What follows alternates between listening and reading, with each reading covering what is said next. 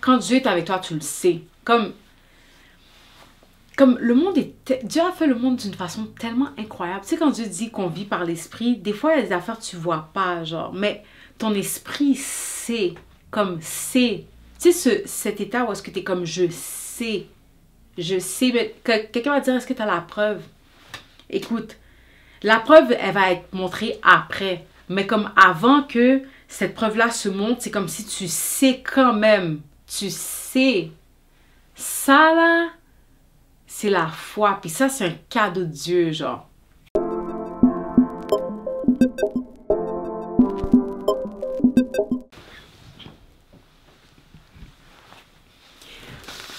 Ok. Oh, j'ai changé mon setup un tout petit peu. J'espère que c'est mieux comme ça. Je trouve que c'était pas exactement ce que j'aurais voulu dans mon ancien setup. Bon, aujourd'hui, comme d'habitude, ben pas comme d'habitude, mais durant ces derniers jours, j'ai commencé une série. La série sur Ecclésiaste, dans le livre de Ecclésiaste. Puis dans le fond, ça va être une série de 12 épisodes, puisque Ecclésiaste a 12 chapitres. Puis comment ça a commencé, comment j'étais inspirée à faire cette série? C'est tout simplement, je me suis réveillée un matin, j'ai ouvert ma Bible, le livre sur lequel je suis tombée, Ecclésiaste. Je crois que c'est un livre que j'avais déjà lu auparavant. Ce matin-là, les 6 premiers chapitres que j'ai lus, définitivement m'ont marqué. Et ça m'a vraiment fait réaliser, oh my god, ça c'est un mot là que il faudrait partager parce que c'est, je sais pas, le timing de cette parole. Et surtout aussi, tout d'un coup, comme, c'est comme si on dirait c'était la première fois que je le lisais. Donc c'est ça qui m'a aussi le plus marqué. Ça m'a pas frappé comme ça m'avait frappé la première fois que j'ai lu, ça m'a frappé d'une autre façon. C'est comme si j'ai vu le livre d'Ecclésiaste d'un autre œil. Alors c'est ça. Dans le fond, ok, ce que je vais faire, comment cette étude, je la fais, c'est basically, je lis littéralement un chapitre par épisode. Puis, par la suite, ce que je fais, c'est que je fais juste pointer ce qui m'a marqué. Et je pointe aussi des références des promesses que Dieu a faites qui me viennent à l'esprit quand je lis les passages dans le fond. Donc là, maintenant, on est rendu à 5. Ok. 5. Ok. Alors, je vais lire, puis... ouais, c'est ça. Alors, prends garde à ton pied. Lorsque tu entres dans la maison de Dieu... Oh, je suis dans le 4. 5. Ok. Ne te presse pas d'ouvrir la bouche et que ton cœur ne se hâte pas d'exprimer une parole devant Dieu. Car Dieu est au ciel et toi sur la terre. Que les paroles soient donc peu nombreuses. Car si les songes naissent de la multitude des occupations, la voix de l'insensé ne fait entendre dans la multitude des paroles. Ok. Mais en gros, je comprends que Dieu est en train de littéralement dire que... Il est en train de faire comprendre notre position, la position dans laquelle on est. Comme nous, on est là, lui il est littéralement là. Écoute, pas là, mais comme off frame. Il est même plus dans le frame tellement que comme... Alors clairement là, nos soi-disant problèmes devant Dieu, c'est... Comment dire? Écoute, c'est lui qui nous a formés. Ça veut dire qu'est-ce qu'on allait dire à l'avance, ok? Il sait qu'est-ce qu'il y a dans notre cœur. Bien que il dit aussi demande et tu recevras. Ok, alors je continue. Car si les songes naissent et la multitude des occupations, la voix de l'insensé se fait entendre dans la multitude des paroles. Lorsque tu as fait un vœu à Dieu, ne... Ok, j'ai besoin d'eau. Ok, ça c'est rafraîchissant. Ok, alors je vais reprendre. Voilà, ma voix est vraiment plus à l'aise. Ok, alors je vais y aller. Alors je vais refaire encore, ouais. Ok, non, je suis rendue à 3. Ok. Donc 5, verset 3. Lorsque tu as fait un vœu à Dieu, ne tarde pas de l'accomplir, car il n'aime pas les insensés accomplir le vœu que tu as fait. Dans le fond, là, c'est comme... Si je comprends bien, là, dans ce passage-là, tu es en train de mettre le point sur le fait que notre bouche, ok, est l'auteur de toute chose, bien sûr, notre cœur, et parce que la bouche parle de l'abondance du cœur, mais c'est comme ces vaines paroles, Dieu, là, ça ne le plaît pas du tout. Et aussi, par les vaines paroles aussi, c'est là qu'on prononce des vœux. Et c'est ça, parce que, en fait, là, c'est comme, bien qu'on est sauvé, ok, à la fin de la journée, Dieu, quand même, a des principes, il y a des lois. Puis, la loi de la parole, là, c'est comme on le voit dès Genèse, ok? Comme que la lumière soit et la lumière fut. Alors, définitivement, la parole, c'est quelque chose qu'il faut absolument prendre garde. Bien sûr, notre langue, mais en réalité, tout ça découle du cœur, devrais-je dire. Ok, ok, donc, mieux vaut pour toi ne pas faire de vœux que d'en faire un et de ne pas l'accomplir. Alors, il y a des conséquences à ne pas... Oh my God, les conséquences. Alors, c'est ça, il y a des conséquences. Il y a des conséquences à faire des vœux dans le vent. Ok? À utiliser nos paroles dans le vent. À utiliser nos paroles comme... sans responsabilité. Je peux pas dire sans responsabilité parce que ça va retomber quand même sur nous, je veux pas, mais comme si de façon insensée dans le fond, c'est bien ça. Ok. Ne permets pas à ta bouche de faire pécher ta chair et ne dis pas en présence de l'envoyé que c'est une inadvertance. Je sais pas qu'est-ce que inadvertance veut dire. Pourquoi Dieu s'irriterait-il de tes paroles et détruirait-il l'ouvrage de tes mains? Car s'il y a des vanités dans la multitude des songes, il y en a aussi dans beaucoup de paroles. C'est pourquoi crains Dieu. Ok, là ici qu'on parle de songes, on parle de... Un peu que le principe de daydream, I guess. Quand tu daydream, tu es là, puis tu t'imagines, c'est ça, tu t'imagines. C'est littéralement ça. Donc, il fait comprendre qu'il y a de la vanité dans ça, ok? Mais il y en a aussi dans ce qui sort de notre bouche. Alors, c'est pourquoi crains Dieu. Alors, crains Dieu dans le sens que... viens pas avec n'importe quelle parole, comme réfléchis avant de parler. Si tu vois dans une province le pauvre, opprimé, et la violation du droit et de la justice, ne t'en étonne pas, point. Car un homme élevé est placé sous la surveillance d'un autre plus élevé. Et au-dessus d'eux, il en est de plus élevé encore. Donc, dans le fond, là, il y a toujours une autorité au-dessus de l'autorité. Comme une autorité agit toujours sur l'autorité d'un autre. Bien sûr, on sait bien que l'ultime autorité, c'est Dieu. Même le diable doit aller demander à Dieu la permission pour persécuter ou pour envoyer une attaque. C'est Dieu qui permet les attaques. Mais c'est ça.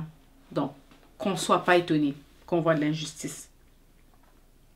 Un avantage pour le pays à tout égard, c'est un roi honoré du pays. Wow, ça c'est un beau message. Surtout quand je pense à comme Haïti, puis tout, cette politique-là qu'on voit un petit peu partout. C'est comme dans le fond, là, vraiment la meilleure comme structure, c'est quelqu'un qui est honoré du pays. Quelqu'un qui est honoré du pays lui-même. Alors, celui qui aime l'argent n'est pas rassasié par l'argent. Et celui qui aime la richesse ne s'en profite pas. N'en profite pas. C'est encore là une vanité. Alors, quelqu'un qui aime l'argent, c'est comme... Ça me fait rire parce que j'avais cette discussion-là avec quelqu'un récemment. Puis ça m'a... En tout cas, j'ai eu une discussion, devrais-je dire, avec quelqu'un récemment. Puis ça m'a ouvert les yeux sur quelque chose. J'étais comme, mais attends, ces riches font tout ça, on va dire tout ça. Comme à la télévision, quand on regarde les nouvelles. Puis ça, je vais parler vraiment des nouvelles. Ou même les méchants dans les méchants qu'on décrit dans la Bible, en tout cas. c'est comme, ils sont jamais rassasiés de leur richesse. Il faut toujours plus, plus, plus. C'est comme, ils peuvent juste, c'est comme si dans le fond, t'es esclave de ton vouloir de t'enrichir. Puis c'est comme, tu peux jamais vraiment te reposer finalement. Euh, c'est ça. Puis aussi, celui qui aime la richesse n'en profite pas. Ben, soit parce que tu travailles trop, ok, pour rester riche, ou sinon peut-être parce que comme tu veux rester riche alors tu dépenses pas. I don't know. Which one is it? En tout cas, bref. C'est encore là une vanité. Quand le bien abonde, ceux qui le mangent abondent. Et quel avantage en revient-il à son possesseur, sinon qu'il le voit de ses yeux? Je sais pas si je comprends bien, mais j'ai l'impression qu'ici, c'est vraiment le partage qui est souligné. Ou, bon. Le sommeil du travailleur est doux, qu'il ait peu ou beaucoup à manger, mais le rassasiement du riche ne le laisse pas dormir. Alors en fait, dans le fond, mieux vous dormir en paix que de courir après des richesses. Il est un mal grave que j'ai vu sous le soleil, des richesses conservées pour son malheur, par celui qui les possède. Ces richesses se perdent par quelques événements fâcheux. Il a engendré un fils et il ne reste rien entre ses mains. Parce que comme on dit, la longévité, les méchants n'ont pas de longévité. Ceux qui sont contre la volonté de Dieu n'ont pas de longévité. Ceux qui préfèrent les biens du monde comme les richesses du monde, écoute, tu n'es pas dans la volonté de Dieu, tu ne peux pas durer. Les seules choses qui durent vraiment, c'est la volonté de Dieu. C'est comme ça que tu reconnais quand quelque chose est de Dieu ou quand quelque chose est de lui.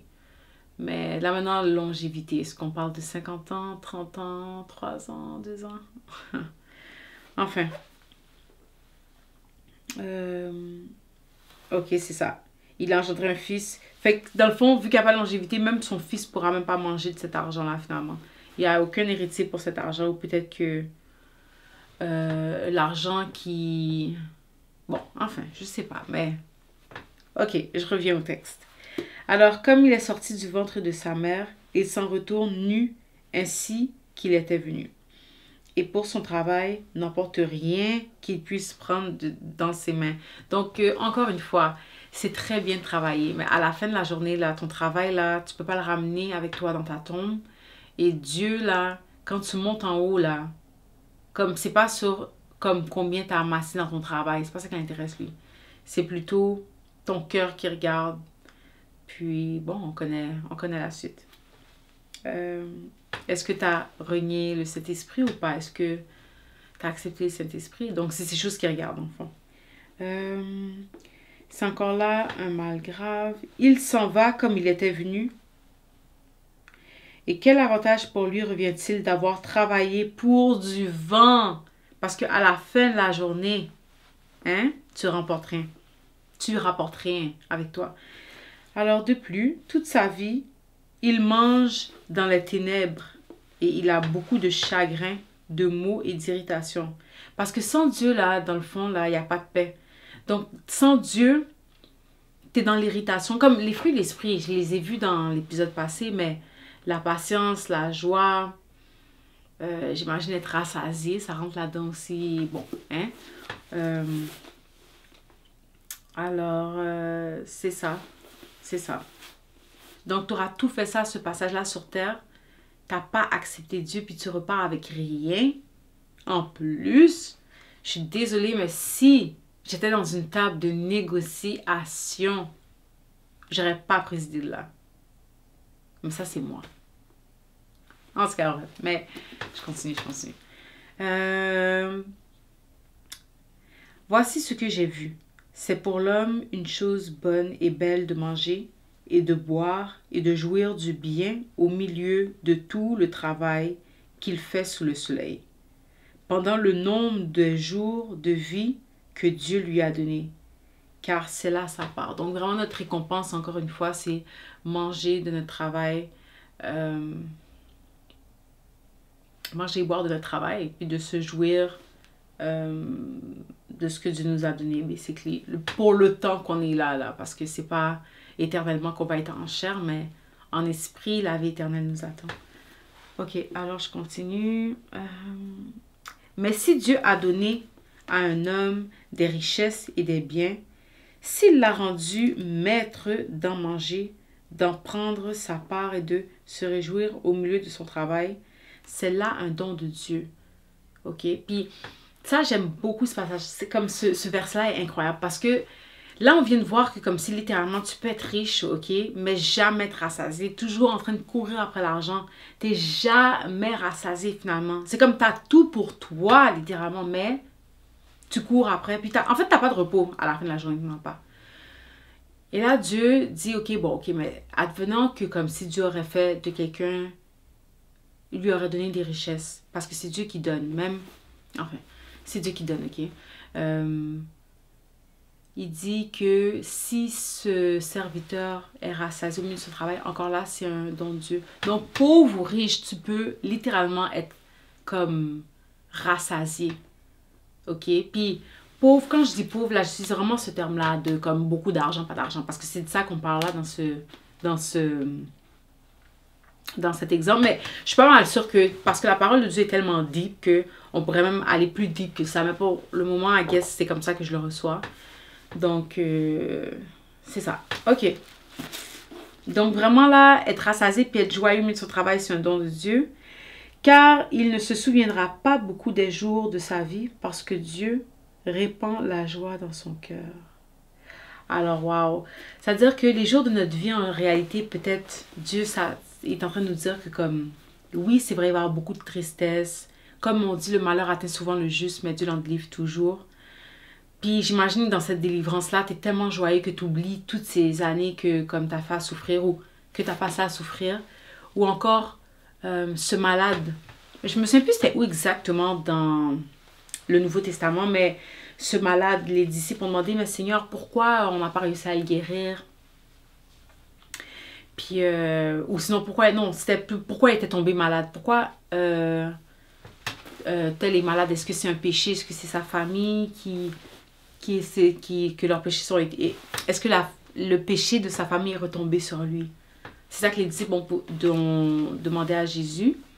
Et puis, Jésus a dit, non, non, tout ça a été fait pour ma gloire. Enfin, en vrai que je suis plus vraiment sûre pourquoi je parlais de ça. Mais bref, c'est ça. Oui, c'est ça. Pour dire que le jour que Dieu te délivre, dans le fond, là, c'est un jour qui va te faire oublier même tous ces jours de souffrance. Et d'ailleurs, ça me fait penser quand on va être auprès de Dieu. Toi qui écoutes, j'espère que... en tout cas, je présume que tu as accepté le Seigneur Jésus dans ta vie. Ou si tu ne l'as pas fait, tu peux le faire. Demande à Dieu pardon pour tes péchés. Dieu n'est pas impressionné par le péché que tu as fait. Il n'y a rien qui l'impressionne. D'ailleurs, il t'a créé.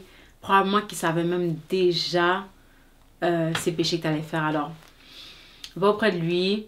Demande-lui pardon.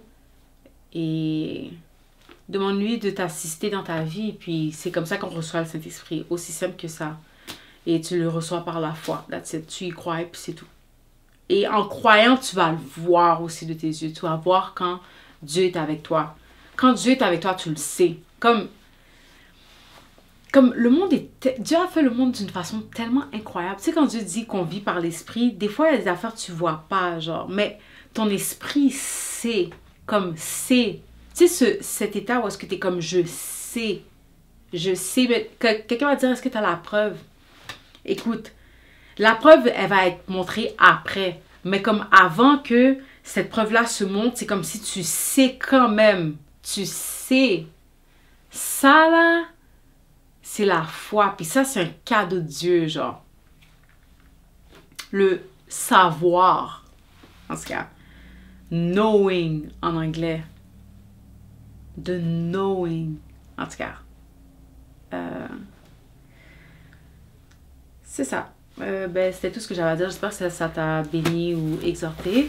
J'encourage vraiment à lire Ecclésiaste. C'est vraiment un livre qui... Il faut lire ce livre-là. D'ailleurs, là, la Bible, elle est disponible sur Internet. Si toutefois la bip physique n'est pas disponible. Alors, mon nom, c'est Jessie. Je suis une artiste, photographe, musicienne, peu importe là. Ok, basée à Montréal. Puis, abonne-toi à ma chaîne, subscribe. Puis, on se voit au prochain épisode. Bye. Que Dieu te bénisse.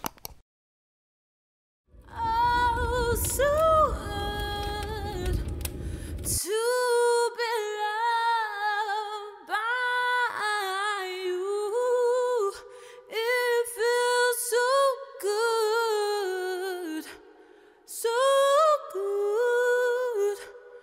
to be loved by you.